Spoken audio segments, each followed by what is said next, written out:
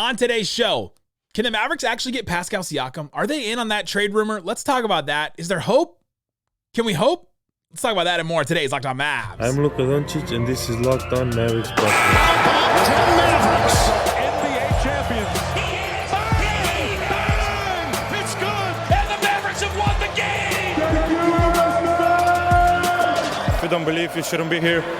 Loyalty never fades away.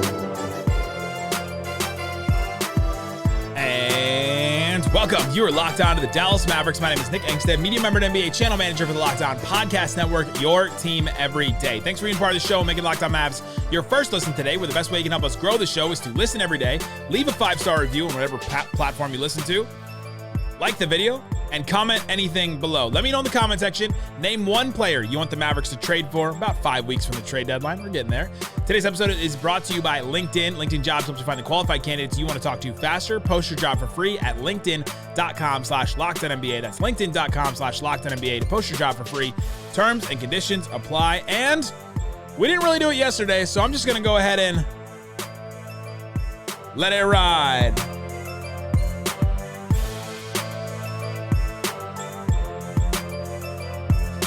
Oh, it feels good. 2-game win streak for the Mavs. Who cares if it's against the Blazers? Still a 2-game win streak. So today's show, I'm going to answer a bunch of your questions. I took in a bunch of your questions on subtext. You can follow our subtext. You can get text straight from me. You can text me, ask me questions. I'll respond to them. I did a mailbag this week. I've done film reviews on games. I'll do another one for the last Blazers game. All kinds of stuff on there. Click the link in the description or text the number. It's like right there. You can see it right on the screen. There it goes.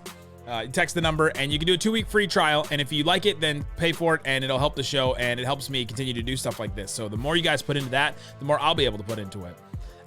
Answer a bunch of your questions. Tons of questions on trades. It's always like 60% trade, no matter what, like trade talk questions, no matter what the time of year is.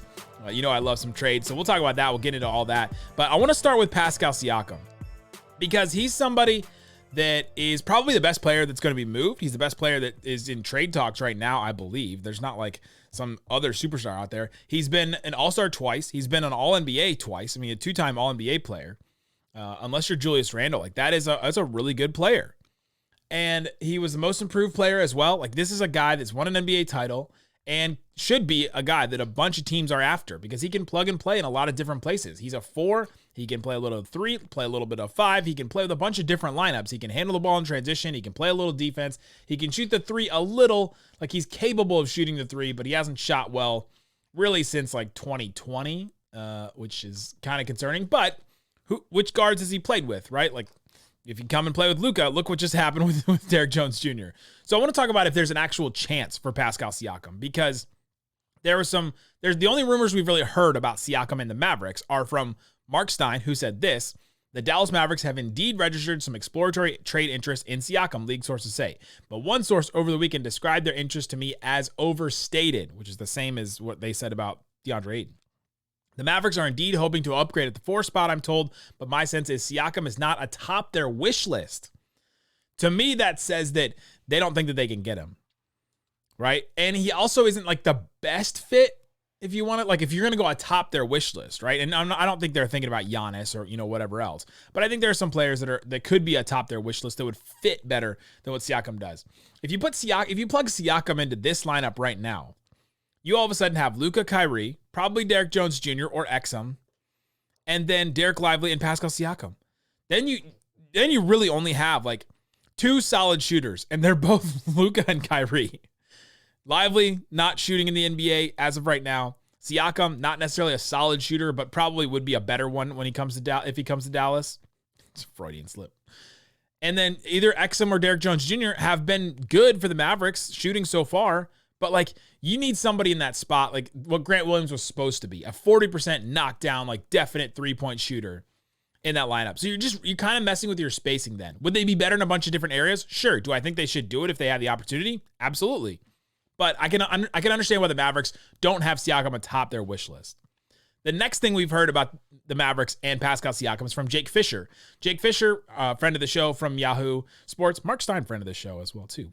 Should plug that one, Dallasite. Jake Fisher said, other teams mentioned for Pascal Siakam, such as Dallas and Philadelphia, don't appear as viable destinations at this juncture. He went full Derek Harper with that one. Dallas has long rebuffed inquiries for Josh Green. That was another thing he said. I'll mention that in a second. But Jake lists Indiana, Sacramento, and Detroit as the teams that NBA execs have been talking about for Pascal Siakam. Doesn't necessarily mean trade rumors, but other executives across the league have been talking about those 3 teams as possibilities for Siakam. Now, the Sacramento, let's go through some of those. The Sacramento one came up, Shams reported it, and then 4 hours later, Shams reported that Sacramento was not interested anymore. So, okay, cool. What a weird turn of events. But apparently Sacramento is not interested anymore. I guess you could also say the Mavericks are not necessarily interested if he's not atop their wish list. So maybe you put the Mavericks in that category. I'm not taking either of those teams out, I don't think. Detroit doesn't make a whole lot of sense to me. They probably have more that they could offer, especially if they got draft picks and they've got a bunch of young guys and all that. But Pascal Siakam, he's got some say in this, I think. Specifically when it comes to what's happening between him and the Raptors. Well, why are the Raptors trading him in the first place? So Pascal Siakam is now on this rebuilding team. They went and they traded OG Anunoby. They've got Scotty Barnes. They've brought in Emmanuel quickly. They're starting to this rebuild, like a soft rebuild. Fred VanVleet is gone. Obviously, Kyle Lowry and Kawhi Leonard are gone. The teams that he's known in the past to have made the playoffs and that are gone. So they're looking to move on. There's also this story that came out from TSN up in Toronto that had some interesting things to say about the relationship between Pascal Siakam and the Raptors. Masai Ujiri, who's I think the president of basketball operations, the GM of the Raptors, Masai Ujiri and Toronto's front office cut off almost all communication with Siakam last summer, leading the 7-year vet to wonder whether he's being punished, according to a source close to the player. That's from TSN. They also say that as a pending free agent, Siakam holds considerable leverage in what happens over the next month.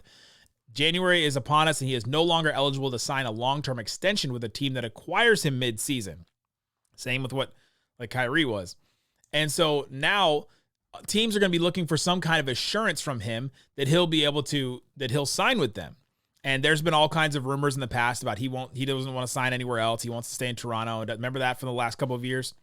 And so TSN writes, meaning that Siakam and his camp essentially can block a trade to a specific destination or any destination if they choose. Think of it as a no trade clause without actually having a no trade clause. It's a little bit looser than if you're going to be a restricted free agent, but it's still, it makes sense that they would have this kind of deal. So TSN continues and it says, it's led a couple of league sources to wonder whether the Raptors' unusual and at times disrespectful treatment of Siakam dating back to last summer has been intended to force his hand or worse, push him out. Whew. So that's why Pascal Siakam is on the trade block at all right now. There's a bad relationship between both sides. I don't know what's going on the Raptors side of things. It's just been weird overall up there. And so I'm not really sure exactly what's going on with the Raptors. I don't know if the Raptors know what's going on with the Raptors. But Siakam is now available, and Sacramento doesn't seem interested. Detroit doesn't make a whole lot of sense. Indiana is one that also Jake Fisher mentioned that I think could make a case for it. And so go listen to Locked On Pacers. I'm sure I'll make Tony East talk about this if he doesn't talk about this. And so if you look at it from the Mavs point of view, you say, all right, well, try and make sense of this for me. Another team that's been brought up is the Hawks. So let's do this quick. Brad Rowland from Locked On Hawks said this about Pascal Siakam and the potential of him. It's harder for the Hawks to justify trading what they have for Siakam when they are 14-19 again on an expiring contract. The messaging is out there about him not wanting to sign an extension, trying to make a push. So trying to make a push your chips in trade with where the Hawks are right now is pretty short-sighted. It's not impossible, but it would be hard to pull off as a value proposition. Indiana is not necessarily in that spot. Sacramento is not necessarily in that spot. But both of those places are not necessarily places that players want to re-sign or want to go to and sign in general. Those teams frequently talk about that they don't get free agents and blah, blah, blah, blah. They got to build through the draft and all that. And so could the Mavericks be the one, again, to be just crazy enough that everything dries up, that all the Pascal Siakam trade rumors and all the offers dry up, and the Raptors are sitting there going, "Dang, we really screwed the Mountie on this one." And then they go, "All right, well, we just got to go with something. and then they go with the Dallas Mavericks, who are just crazy enough. Coming up, I'll tell you what the trade offer could be. Should the Mavericks be crazy enough to do it? And would the Raptors accept? We'll talk about that and more coming up.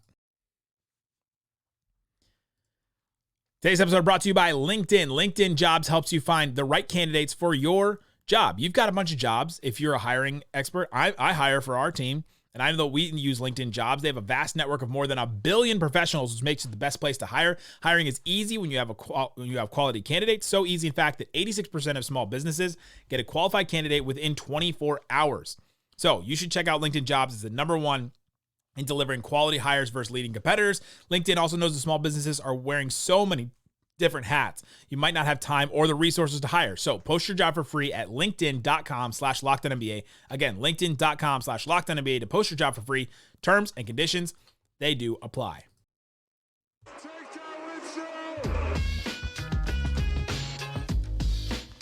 Thanks, everybody, for hanging out with us on Locked On Mavs, being part of the show, part of the Raccoon Squad, listening every day. Appreciate each and every one of you that are listening to the show daily, that are subscribing. I'm meeting so many of you, and I love it every single time.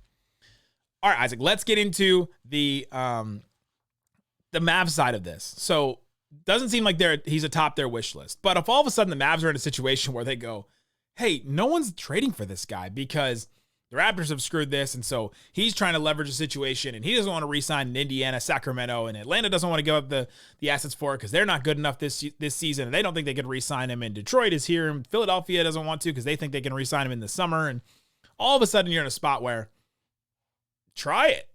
It's one of those, like, what's the Joe Burrow quote? F it, Jamar Chase is down there somewhere, and you just chuck the ball down the field. And so maybe the Mavs try it. So here's what the Mavericks could trade for Pascal Siakam. Follow me on this. Siakam is making $37 million this season. So you've got to match the salaries, and it can get a little tricky with Josh Green. So I'm going to do the non-Josh Green ones first.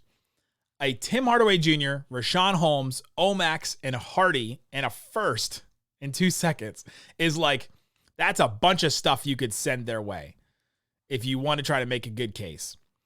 You've got Omax, Hardy, a first, 2 seconds. Like there's some value there with that. Like that, to me, honestly, like that is good value for a Pascal Siakam. Plus, you got the contracts of Holmes and Tim Hardaway Jr. They wouldn't necessarily want those two players, but they come off the books not next season, but the year after that. They'll be expiring next season, and so they're not that bad of contracts if you consider that. And so if you look at that, you're like, all right, well, okay, I can start to talk myself into it. Like that is an offer. If the Mavs want to do it, I don't think they're going to want to offer the first and Omax and Hardy and honestly Tim Hardaway, Tim Hardaway Jr. because you're losing a lot at that point. You're losing a lot of future assets. And do you want to bet on Luka, Kyrie, Siakam, Lively, and either XM or Derek Jones Jr.? Still got Grant Williams. Like, is that your team going forward? Because then you'll have 2 first-round picks this summer, but you won't have as many contracts because you're losing Tim Hardaway Jr. and Holmes. Still got Maxey that you can trade. But all of a sudden you're like, all right, the next move we make has to be like the championship move. Is this one a championship move? I'm not sure. I think that's honestly a fine offer for Siakam, though. Another one, if you want to, the Mavs offer a little bit less. Let's say they're like, all right, we don't have to offer as much. Grant Williams is in the deal. Maxey and Holmes for contracts. Omax, a first, and then the 2 seconds. Honestly, that one to me is pretty good too. If they believed in Grant at all, if the Raptors did, and they're like, okay, I think we can do a Jakob Poeltl, Grant Williams, RJ Barrett, like Scotty Barnes, Manuel Quickly. Like if they vision that and squint really hard and can see how he would fit into their scenario, then I think they could go with it. But Omax a first, 2 seconds, depending on how they value Omax. I would think that Omax would be a Toronto player. He just really seems like he would fit what they want to do. And so to me, I think that one's honestly pretty fair too, depending on. I honestly would value Grant more than I would value Hardy at this point in the NBA. And so maybe that one works too. And for the Mavericks, you're losing Grant and then Maxey as your only rotation players. You're replacing him with a better forward he plays like 37 minutes a game for the Raptors. So honestly, that one's pretty good too. The other one that can get a little bit complicated. Siakam for Grant Williams, Omax, Josh Green, Holmes, and the first. Again, I'm sending a bunch because the Mavs have to beat some offers. I don't think they're going to have no offers to beat. But you do that, and you're losing Grant and Josh and Omax, but Omax is not playing right now. So you're just losing Grant and Josh. You replace him with Pascal Siakam. You lose Omax for the future. You lose the first for the future. And the thing about Josh Green is his contract is a poison pill contract because of the extension. So the Mavericks would be taking it. The Mavericks would go into luxury tax for this trade. The other ones, they wouldn't. They're like $3.46 million away from the luxury tax. This is going to get pretty nerdy here. But they're $3.5 million away from the luxury tax. And if they do this trade, it puts them it takes their number down by like $6 million. And so that puts them into the luxury tax. And I don't think they'll want to do that. Not because they can't afford it, right? not because of that. That's really not an issue anymore for teams. It's because you don't want to be in that first apron and be in that second apron and have the penalties that are going to come from being in that spot later down the road, especially if you're not a title team like right now, which I think this trade might put the Mavericks in that spot. But those are the deals. Let me know what you think about it. Am I giving up too much for Siakam? The problem is you got to outbid somebody. You got to give up things that other teams will want. You can't just be give them Maxey and Dwight and give them Rashawn Holmes and give them that. Okay, cool. That would maybe match the salaries up to a certain point. But if the team's not going to want it, they're going to find a trade somewhere else. You've got to give them stuff that they want. Maybe I'm giving up too much for him. He was all NBA twice. He's a very good player. Not the perfect fit, but the Mavericks may not have another option like this that comes up that is all of a sudden oh man, this guy could be available and the Mavericks could get him because all these other teams are bowing out because it's just a weird situation. And same thing with the Kyrie thing. They got Kyrie for dimes on the quarters. It was not necessarily pennies on the dollar because they did give up stuff, but it wasn't a full superstar trade package the Mavs had to send out.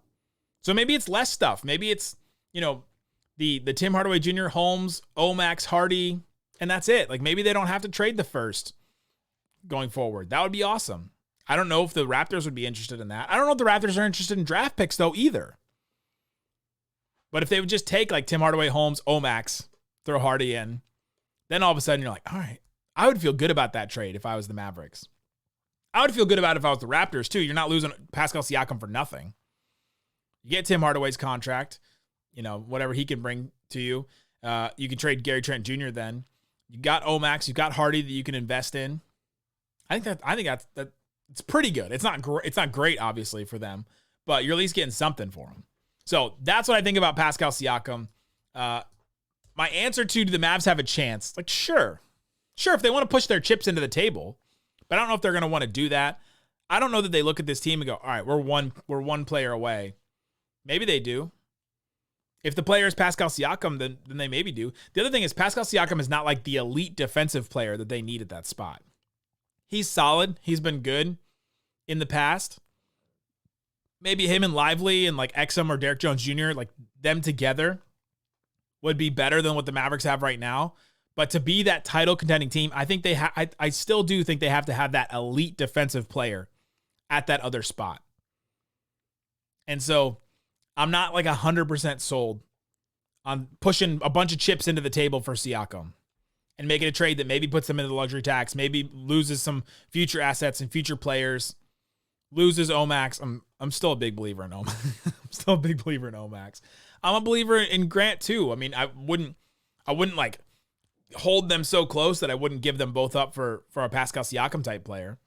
But I would hold them because maybe you can package the 3 first-round picks this summer with them for an elite defensive player. That's the other thing about this is if you blow your load now, if you play all your cards now, then you won't have them for the summer. But you don't know who's going to be available in the summer. That's the other thing. You're rolling the dice with all this. Nico Harrison's rolling the dice with who he doesn't trade for, who he does trade for. I mean, it's just all who knows what could happen. All of a sudden, something could happen the rest of this season, and then all of a sudden we could look up and be like, hold on, is Anthony Davis available? Is somebody available that just doesn't really make any sense? And you go, okay, well, let's go all in for that player because that player would change everything that the Mavericks do if it can be an elite defensive player. I just threw Anthony Davis as the first defensive name that came to my head. So let me know in the comment section what you think about Pascal Siakam, what you think about a trade for him. There's all kinds of different avenues to this. There's all kinds of different trades that can be made. We'll just do that. We talked about Pascal Siakam for a good amount of time today. Let me know what you think about in the comment section. Subscribe to the show. Subscribe to the subtext. There's extra stuff on there. I'm doing things all the time. Guys, thanks so much for listening to Locked On Mavs. Peace out. Boom.